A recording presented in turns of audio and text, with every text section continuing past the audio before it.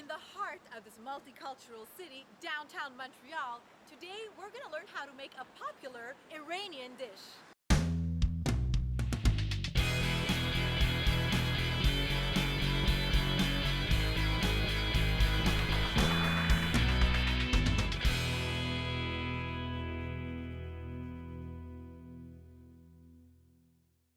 Today's show is brought to you by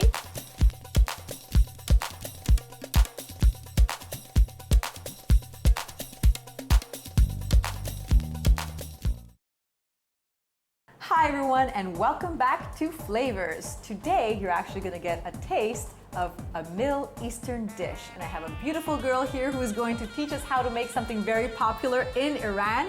It's Shaz. I'd like to introduce you to her, and she's going to explain to us what she's going to make for us today. Hello. Hi, how are you? Good. First of all, your name's Shaz. Yes. I'm sure there's a more complete version of your name. Yes, it's actually in Iranian it's Shahrzad.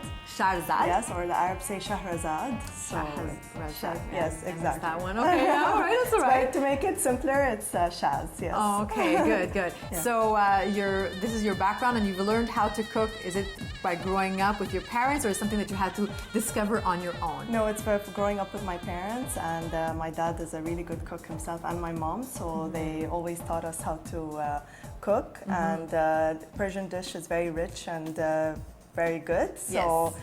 I lived here alone for a couple of years, so I ended up learning everything, and every time for your studies, I'm assuming, right? Yes, so you exactly. had to pick up a little bit of cooking, right? Yes, and I love food, so it just worked out perfectly. Would you say that you like, we have a preference sometimes to, what's our background? Me being Greek, sometimes I like a few, Greek dishes, although I love every kind of dish. Do you find that you cook a lot of dishes from your ethnic background, or do you mix it up a little bit? I mix it up a little bit because some Persian dishes really take a lot of time, because some beef dishes actually take a long time to cook. So I mix it up depending on what I feel. What you feel like making. Exactly. So I'd love to know now, what are some of the particular flavors that we discover? So if I were to visit Iran and I go in, maybe a village somewhere, a neighborhood, what kind of flavors or spices would be used in a dish, A very common spice that's used in mostly every dish is turmeric powder. That's like the main thing. Rice is in every dish, mostly. Really? Yes. Okay. Rice, white rice, I think if you don't give white rice to a Persian person, something's missing they're not from your going to table. eat. Yeah, right? exactly. Okay, And it has to be done really perfectly. Otherwise, we're very picky with our rice. That's very important. And a lot of saffron. Yes. That's very important. And pistachios and stuff like that. A lot of you nuts. mix it up with nuts. It's really good. Exactly. And what area specifically are you from? I'm from the south of Iran. It's Bandar Abbas, so we live by the beach. Most of our cuisine is more seafood, but the dish I'm making, the water, yeah, right? exactly. Yes. But the dish I'm making today is more the most common Iranian dish. Great. So let's get to that, and let's see what dish is Shaz going to make for us today. What is it called? It's called khoresht qime. Great. I have to repeat. Khoresht qime? Yes. Sort of? Right? Exactly. Okay. And it's with sib zamenim, that means with potatoes, because they either do it with eggplants or potatoes, but the most common one is with potatoes. Okay, potatoes that will be fried, or they're going to be baked, or? Usually everybody fries them, but I'm kind of health conscious, so I just bake them in the oven. Okay. Or you can pan fry them with a bit of oil, but I like to put them in the oven with a bit of olive oil and salt and pepper. Okay, so what is there a short version for this dish? Short version? What is it called again? Qime. But the khoresht means stew, and qime is the name of the dish. Okay, so we're gonna make the qime, and I forgot the other part, but your khoresht. And now you're going to find out how to make that. What ingredients do we need to make this traditional Iranian dish? The main ingredient is going to be beef cubes that are cut into small pieces, and chopped onions. How much? We're cooking for how many people at this point? At this point, we're cooking for 2 to 3 people. 2 to 3 people. Yeah, so how much meat would that be? This is about 250 grams of meat. Okay. This is 1 small onion chopped. Chopped onion, sure. Yes. And then we'll need about 2 to 3 tablespoons of turmeric. Turmeric, yeah. Powder. Yes. And then we'll need about maybe 4 to 5 spoons, like a heavy spoon of tomato paste. Tomato paste, yes. Sure. And then we'll have 2 dried limes. These are not lemons, they're limes. Dried limes. I don't usually encounter those in Yeah, this is also very Persian, very Iranian. It's a common, tradition. Exactly. That's nice. Yeah. It's really good. Yeah, it And, smells different for sure. I'm very picky with the smell of meat, so I like to Okay. add a cinnamon stick with all my meats. All You right. can add powder if you like, very little, but a stick is also gives the flavor, and you can remove it whenever you want. Right, perfect. And the main thing, which is in Persian, it's called lappe. Okay. This is what goes in all the qime khoresh, the And dishes. these are split peas, I'm Yes, assuming? yellow split peas, exactly. Very nice. People mistake them with lentils, but they're not lentils. Yeah, yeah. When I So- first saw them, that's what I thought. I thought they were lentils, but quickly then the color, you can tell that they're, it's a lighter split peas. color. And you can see that they're a bit like fatter from. Sure. Yeah, they're a bit thicker, right? Exactly. Okay, great. And then you'll need your. Oh, sorry. Excuse me, sir. Anyway, yes. What else? Moving along. And this will be the vegetable oil to cook the onions and all the dishes. How much about? It's like 2 tablespoons, or? Yeah, I think a bit more. Okay, sure. Yeah, so you maybe just kind of something. feel that. But Yeah, I just go by eye. I don't know the oil. Depends. Some people like.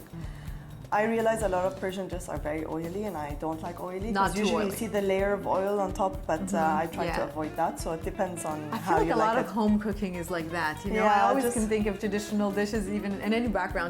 Most of the time in a casserole, you could see the layer of Yeah, the oil that's on when top, I'm like, right? oh, But it's today not we my want to thing. be a little more health conscious. Exactly. So all the right. flavors are there, but not too oily. So at Okay. least More go- updated. Exactly. Okay, then. And then this is the saffron that we're going to be using for the rice, and you can add a That's nice. pinch to the dish. I really must say that I really like this container over here. It's really pretty. This is actually from Iran, so that's why it looks very Persian. very nice for saffron. Okay, Thanks. great. And Yeah. just 1 tablespoon of rose water that goes in the end. Okay. Just 1, actually teaspoon, sorry. That must give a nice aroma. Yeah. A teaspoon Yeah, of a teaspoon. rose water. Yes. And I like to squeeze half a lemon just at the end too to give it that sourness. Okay, sure. Some people don't add it, but I like to add it. It just it adds a bit of more flavor to Right. it. And salt and pepper, of course, for To your liking. exactly. All right. And then you have to have potatoes cut like fries, Yes. which I'm going to put in the oven. That goes on top of the dish in the end. Yeah. But a lot of other houses and stuff, they use the chipsticks actually Yeah. instead of the potatoes. So I guess it makes it a little crispier. Crispier, yeah. So we can mix both today to have both the softness of the potatoes That's right. and We'll mix the crunchy. texture, of course. Yes. Please don't waste any of this stuff. And then I guess we have the white rice that we Rice, yeah. mentioned, because any dish in your cultural background involves rice. If you don't have rice, then you're can't gonna walk eat in it. a home where you'd be like, what's wrong with these people? Where's Exactly. the rice? What's going on? So okay, that's good. So yeah, I soaked it already because the more you soak it, the puffier it gets and the better it cooks. So Right. the nicer, the tender the rice gets. So it's going to be like a softer texture. Exactly. I like soft rice. And we quite double less. cook our rice. We don't just throw it in the water. We actually do a double process with our rice. Okay. And there's a famous thing where Persians have the crispy rice on the bottom, where Okay, it's yeah. like fried rice under. So it's called tahdik. All right. So it's very famous, and like if you master your rice, is when you master your tahdik, basically. Wow. Yes. So are we going to master it today, Shan? Yes, Are we I gonna master practice so this much, dish? and it's about how to use your temperatures wisely and how you cook your rice. So fingers crossed, I should get it perfect today. Take notes, everyone, because we're going to start making this cream Qime, yes. dish right now. Yes. So what we have done was basically we took the potatoes and we drenched them with a bit of olive oil, salt and pepper, placed them flat on the sheet and threw them in the oven. At how much? And 380 Fahrenheit. 380 Fahrenheit for Yes. how long? I think about 40 minutes. Yeah. Once they turned golden brown, that's when I know they're done. That's when you know but they're it's done. about 40 minutes or 30 to 40 minutes, something like that. Okay, so now, So now we're gonna start with the qime. What I did was on the side is I'm boiling my water for my rice, so we can have that ready while we're cooking our meat. yes. And also what we can do is add just 2-3 tablespoons of of oil, just so the rice don't stick. Olive oil? Or does it matter? Vegetable oil. Okay. Yes, and a bit of salt just for it to start boiling faster. Okay. And then in my pot here for my qime, what we're gonna do is add maybe, just to cover Little the more whole oil. sarfi. Yeah, exactly, because we're gonna fry some onions. So I'm gonna add the oil for it to get hot. And then we're gonna, first thing always is the onions. Always, so I'm gonna yes. add, yes. So my onions go in. Okay, so So what you do is just mix it up with the oil a bit. We're making creme. Yes, and you can see the smell of onions is starting to come out. Yeah. Okay, and then I like to add always when the more flavors of the turmeric comes out when the onions are frying. So I directly add my 2 teaspoons of turmeric in the onions. So I'm just going to mix that up. Like I always say, it's the spices that really, make you feel the flavor of each origin, each area the meal comes from. Because Persian or Iranian dishes, they don't eat spicy. So it's more turmeric, salt, pepper, the dried lemons, and stuff like that. And I'm just going to leave this on the side. And I like to cover my stuff so it sweats. So that's how it gets transparent. When your onions are a bit transparent, that's when you know it's okay, ready to add the next step. So I'm just going to leave that on medium heat for it to just start getting cooking. And once it's covered, also it leaves all the moisture inside. I don't like my food to get dry. Right. And it's going to be a stew, so the more water of the onions and the beef, the better the flavor. So I'm making kind of a natural stock with the onions. And the softer it is, the less yummier. harder that we're going to have to work to eat it. It'll just go down automatically. Exactly. Okay, good. So that's going to be cooking for like 5 to 6 minutes, so it gets translucent basically. And then we're going to start and add the meat after. Sounds good.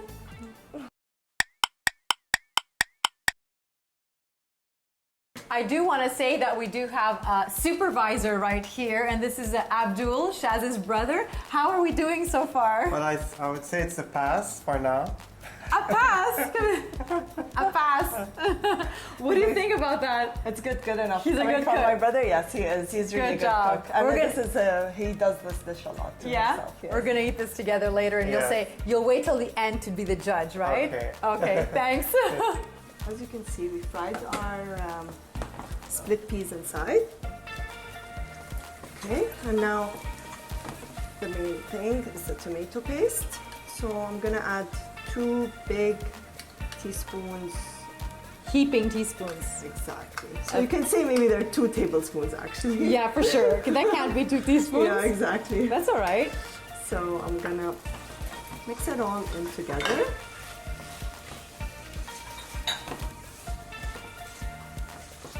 See, so you can see that.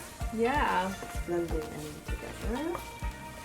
It's taking its color. Exactly. And then we can just leave that for 5 minutes. Okay. And then we'll add the water for it to start boiling. So how are we doing so far, Shaz? Very good. We're good? So we're kind of the final step right now. The end. Because it needs to start boiling and cooking on low heat for 2 hours about. 2 hours about. Yes. Okay. I like my beef to be really tender. Okay. So once each tender, it's like being split up properly, that's how I like my meat. So Very let's do soft. that last step so we can get to that. Sure. So we're gonna put just a bit of water. It's not supposed to be watery and not pasty. So just a bit. This, I don't know the measurements exactly. I just do it by eye. So as you can see here, I added a bit of water because the tomato paste makes the water even thicker. So this is good, but when it starts boiling, it gets a bit thicker too. So I'm just gonna add a bit more, so I don't need to keep on watching. So just like with the eye like that, just to get an idea of how much. Like that, honestly, the texture has to be just like that. See, it's not too watery, but it's like a stew, thick stew. Exactly. So that is done, and then we cover it on 2. Like I like to leave it on low, 2 to 1. Okay. And I watch it every half an hour. I just mix it so it doesn't stick to the bottom. And just let it be. The longer you cook it, the better your meat becomes. But also you cannot cook it more than 2-3 hours because then your peas are gonna get too soft. So as you can see here that the rice is semi-cooked. You saw how it's changed its forms and everything. Yeah. So what we're gonna do now is strain it. Perfect.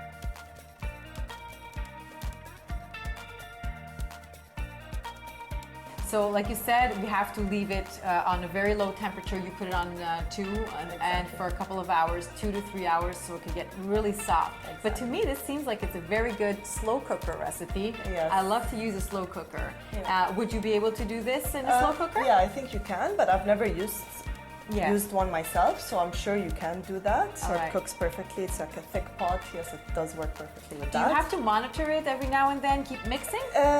It's better so it doesn't stick to the bottom.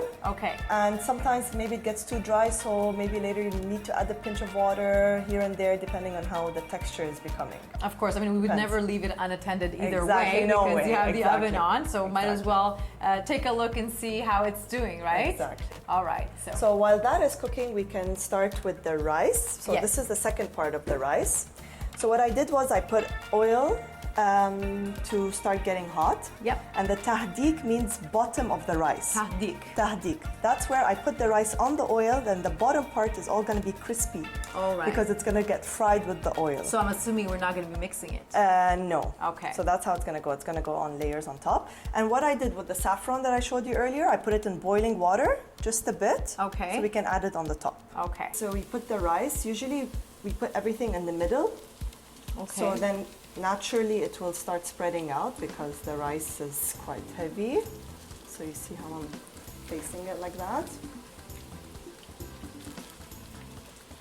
So the bottom part has to be oily, otherwise the rice is not gonna fry. So again, we pile it up in the center, so that way it kind of weighs it down. Exactly. It pushes it, so it gets even crispier underneath. Exactly. So what I'm gonna do is I'm gonna add all my rice like that.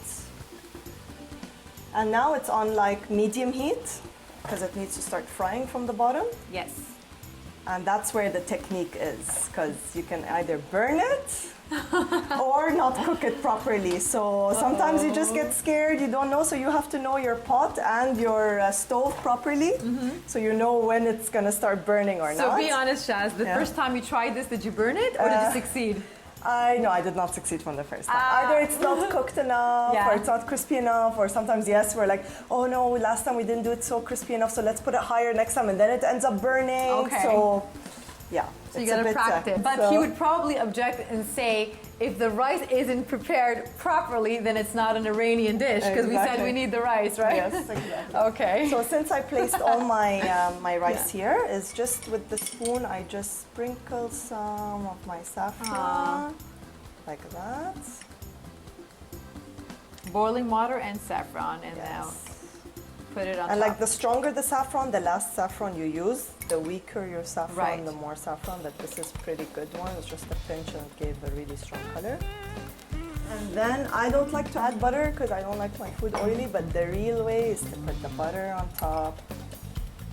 Like that. It's butter, it's okay. We have no problem. And then we cover our top with a cloth. Oh, okay. Any cloth. Yeah. It's just, Yeah, collects the moisture, and moisture. then does the steaming much better. nice little trick there. Exactly. And then you just cover it. You can use paper towel if you don't have a cloth. Just doesn't matter. Just I have a cloth and I'm gonna use that. So now we're gonna let it be around on medium.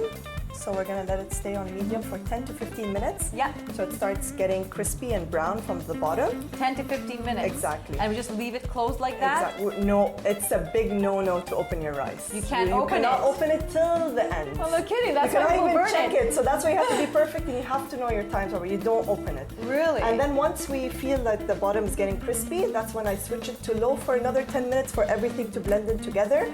And then I'm gonna open it. Okay, so we're Yes. all going to be surprised together today and see if we've, if it was a miss or if it was a hit. Okay, Exactly. the rice, because we don't know what's going to happen. There's suspense in this meal, everybody. Exactly.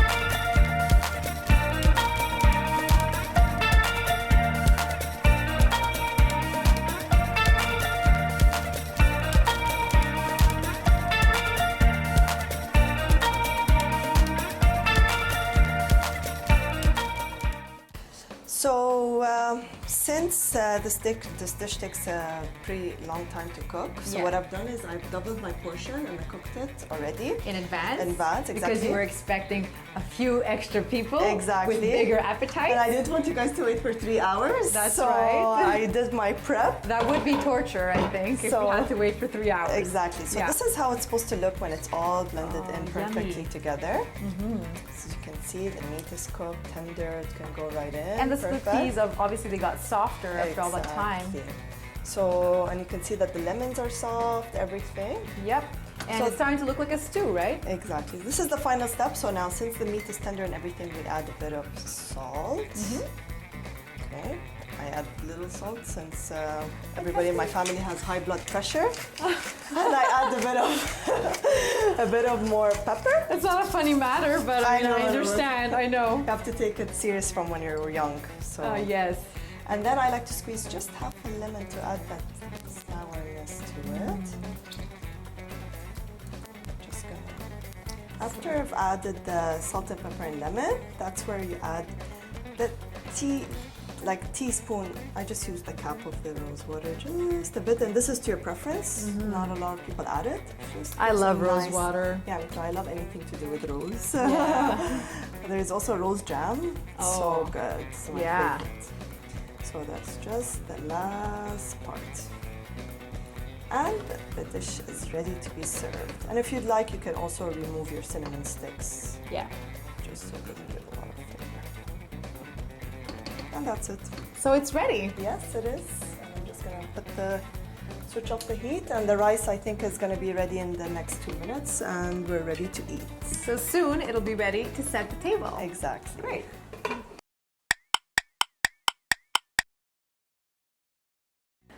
To accompany the meal, I've decided to make this famous Iranian salad called Shirazi salad. Okay. It comes from the city of Shiraz, and it's only basically chopped onions, chopped tomatoes, and chopped cucumbers. Sure. You can go as fine as you want and as chunky as you want, so it depends on how you prepare, but it's better to be small pieces. And they're actually the colors of the flag of Iran, white, red, and green. All right. Nice. And it's just basic lemon. You can use fresh mint or dried mint. I like dried mint better. And a bit of olive oil. And I added a bit of vinegar to my lemon because I just feel it gives that kick in. But usually you don't have to add the vinegar. Sure. And salt and pepper, of course, just for the flavor. So it's just very basic. Flag of Iran, the Yes. colors. Yeah, go ahead. So it's just very basic. We toss all the ingredients here together.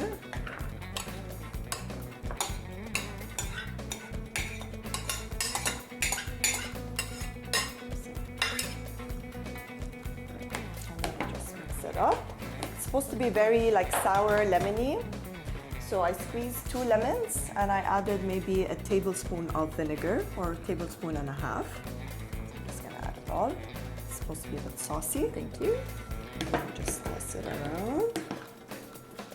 So you can see the colors. Yeah, nice and fresh. It's going Yes. to complement the meal, right? And all the Yes, starch and the meat. And this salad actually goes with every Persian dish. It's really good. And then we just dredge a bit of olive oil in there. I'll take that. Thank you. And then you can see it's very saucy here. It smells fresh and yummy. Yes. A bit Very oniony, nice. but it's really delicious. It's one of my favorite salads actually. And then you can add your fresh mint or dried mint. So it's just 2 pinches maybe. You see, like I said before about the spices making the difference, in some cultures you might put oregano. Yeah. In other ones you might put basil, and here you put mint. Mint, Because the chopped tomatoes, onions, and cucumbers, you can encounter them in different cultures. Exactly. But this is what makes it special and Iranian. Yeah, the mint actually adds its own unique touch. And then I like to use fresh pepper, but it's usually ground pepper. And salt.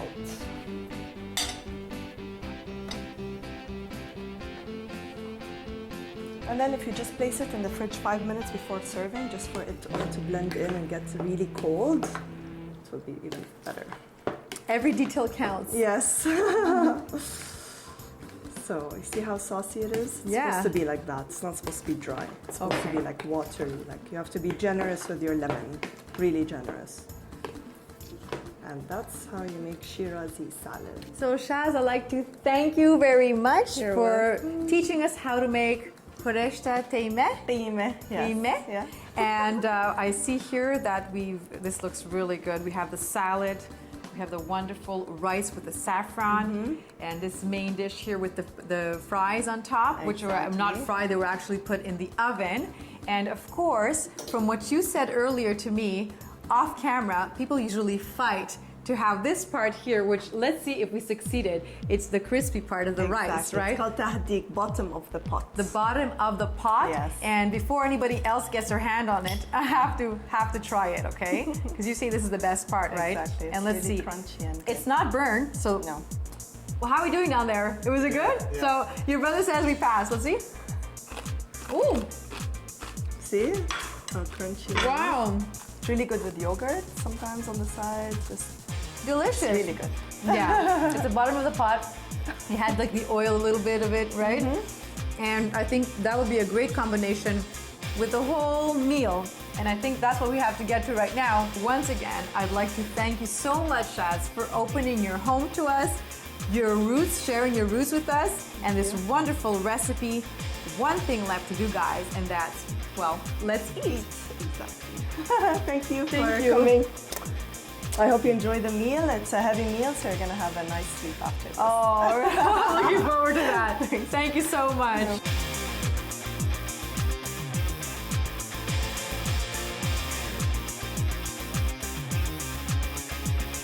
Next week on Flavors, delicious Moroccan chicken and pecan pie, plus some gardening and patio tips from yours truly.